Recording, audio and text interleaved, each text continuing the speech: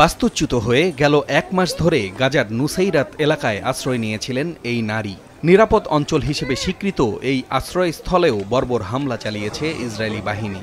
গতকালের হামলায় নুসাইরাত এলাকায় জাতিসংঘ পরিচালিত একটি স্কুলের সামনে বোমা হামলায় প্রাণ গেছে অন্তত 23 জনের। বরাবরের মতো ইসরায়েলি সামরিক বাহিনীর দাবি, ওই এলাকায় হামাসের সদস্যরা লুকিয়েছিল এমন তথ্যের ভিত্তিতে সেখানে হামলা চালানো হয়েছে। গাজায় দীর্ঘ 9 মাসেরও বেশি সময় ধরে চলা যুদ্ধে জাতিসংঘ পরিচালিত 70% বেশি স্কুলে বোমা হামলা চালিয়েছে ইসরায়েলি বাহিনী। এগুলোর বেশিরভাগই ব্যবহৃত হতো বাস্তুচ্যুতদের আশ্রয় কেন্দ্র হিসেবে। বিভিন্ন সময় চালানো হামলায় স্কুল প্রাঙ্গণে আশ্রয় নেয়া অন্তত 539 জন নিহত হয়েছে। নুসাইরাতের পাশাপাশি গতকাল খান ইউনিসেও হামলা চালিয়েছে তেল আবিব। এতে অন্তত 27 জন নিহত হয়, আহত হয়েছে অর্ধশতাধিক। স্থানীয় হাসপাতালগুলোতে কোনো মতে চিকিৎসা চলছে তাদের। গাজায় অবিলম্বে যুদ্ধবিরতির আহ্বান জানিয়ে জাতিসংঘের নিরাপত্তা পরিষদে প্রস্তাব পাশের পরও থামেনি ইসরায়েলি বর্বরতা। চলতি মাসের শুরুতে যুদ্ধবিরতি আলোচনার অগ্রগতি দেখা যাচ্ছিল, কিন্তু বর্তমানে তা স্থবির হয়ে পড়েছে।